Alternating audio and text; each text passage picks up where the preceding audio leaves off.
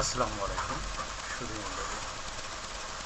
মানুষ কতটা বেপরোয়া হলে, কতটা নির্লজ্জ হলে এখন বলা কথা একটু পরে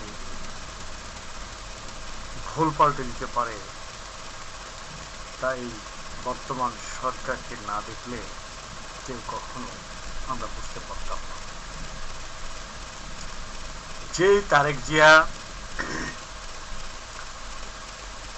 হ্যাঁ ভোটের পক্ষে প্রচার পরিচালনা করেছেন, মানুষকে আহ্বান করেছেন হ্যাঁ ভোটের পক্ষে রায় দেওয়ার জন্য, তিনি আজ হ্যাঁ ভোটের পক্ষে নেই। যেখানে এদেশের 70% মানুষ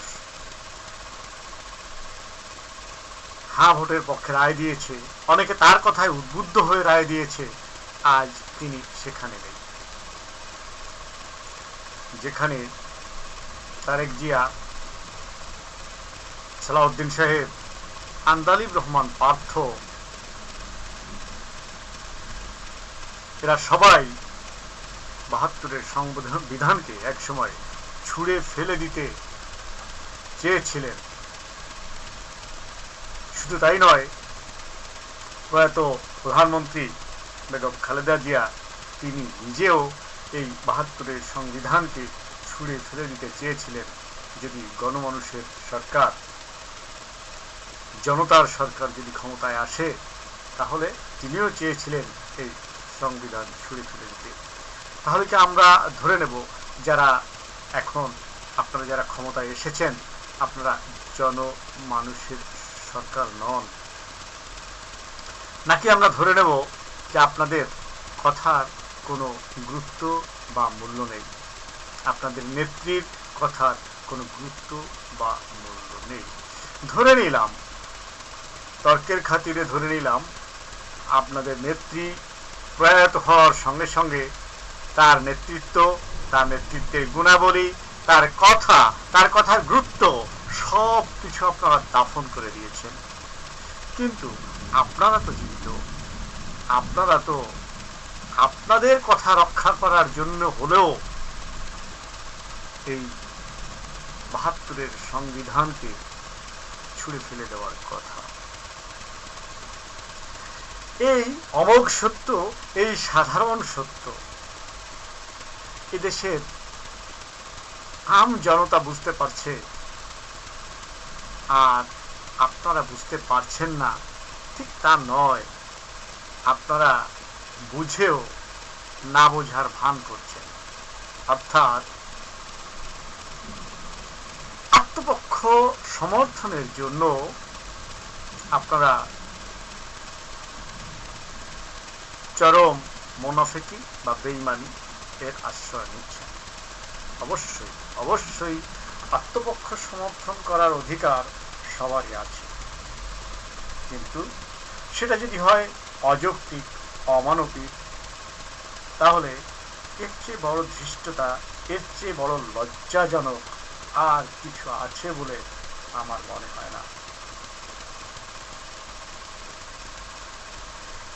আমি অনুরোধ করব মাননীয় প্রধানমন্ত্রী জনাব সালাউদ্দিন সাহেব সহ আপনারা যারা ক্ষমতার চেয়ারে বসে আছেন, আপনাদের আত্মোপলব্ধি হবে, আপনারা বুঝতে পারবেন, জনগণের মোটিভ বুঝতে পারবেন, এবং আপনারা বুঝে সিরাতাল মুস্তাকিম অর্থাৎ সোজা রাস্তায় চলে আসবেন। আপনাদেরকে ভেবে নিতে হবে, বুঝে নিতে হবে, আজ জুলাই নেই মানে আপনারা নেই। জুলাই ছিল বলেই আজ আপনারা মসনদে আসেন, জুলাই ছিল বলেই আপনারা আজ সংসদে আসতে পেরেছেন। 17 বছর পরে জনাব তারেক রহমান আপনি দেশে ফিরে আসতে পেরেছেন, আপনার মায়ের শেষ কৃত্যে অংশগ্রহণ করতে পেরেছেন, আপনার মায়ের শেষ কথাটি শুনতে পেরেছেন। আমি মনে করি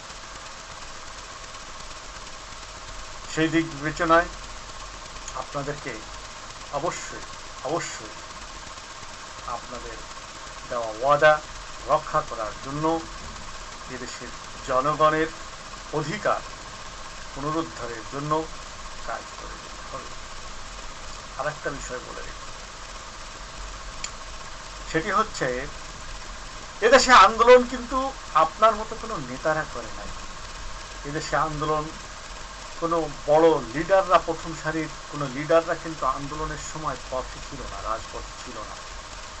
বড় কোনো দলও, রাজনৈতিক দলও এই আন্দোলনের সাথে অগ্রণী ভূমিকা পালন করে নাই, যার প্রত্যক্ষ উদাহরণ আপনাদের তৎকালীন যে দলীয় ব্যক্তিবর্গ, উচ্চপদস্থ দলীয় ব্যক্তিবর্গ, জনাব ফখরুল ইসলাম সাহেবও বলেছেন যে আমরা এই আন্দোলনের সাথে সরাসরি সম্পৃক্ত নই। এখন যাই বলেন না কেন, বাস্তবতা ছিল সেটাই। তো আমি যেটা বলতে চাইছি সেটা হলো যে কোনো বড় কোনো রাজনৈতিক দল, বড় কোনো সিনিয়র কোনো নেতা তখন কিন্তু এই জুলাই যুদ্ধের নেতৃত্ব দেন নাই। যারা নেতৃত্ব দিয়েছিল তারা খুব সাধারণ মানুষ এবং তরুণ ছাত্র সমাজ। তারা কিন্তু এখনো রাস্তায় আছে, তারা কিন্তু ঘরে ফিরে যায়নি। তারা ঘরে ফিরে যেতে চেয়েছিল, কিন্তু আপনারা সে পথকে রুদ্ধ করে দিয়েছেন। যে সন্তান মায়ের কোল থেকে এসে বলেছে, মা আমি অধিকার রক্ষা না করে, অধিকার পুনরুদ্ধার না করে ঘরে ফিরে যাব না, তাকে আপনি ঘরে ফেরাতে পারবেন না।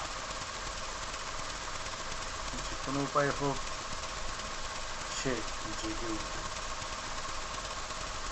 আমি সেটাই বলতে চাচ্ছি যে যেহেতু এই আন্দোলনের সাথে বড় কোনো দল, বড় কোনো নেতা, সিনিয়র কোনো লিডার এরা নেতৃত্ব দেয় নাই, সুতরাং এদের নেতৃত্ব দেওয়ার প্রয়োজনও নেই। এদেশে যারা আন্দোলন করেছে সাধারণ জনগণ, আম জনতা, তারাই আন্দোলন করবে, তারাই অধিকার রক্ষার সংগ্রামে ঝাঁপিয়ে পড়বে, এটা আমার মনে হয়। সুতরাং আপনারা জনতার মোটিভ বোঝার চেষ্টা করুন এবং সঠিক রাস্তায় দেশ পরিচালনার জন্য ঐক্যবদ্ধভাবে বিরোধী দল, সাধারণ জনগণ, সরকারি দল, আপনারা সম্মিলিত প্রচেষ্টায় ঐক্যবদ্ধভাবে দেশকে এগিয়ে নিয়ে যাবেন। এই জন্য অগ্রণী ভূমিকা পালন করতে পারেন আপনারা সরকারি দল, যাদের হাতে সর্বাধিক ক্ষমতা রয়েছে। আপনারা তাই করবেন, এই আশাবাদ ব্যক্ত করে আমি শেষ করছি।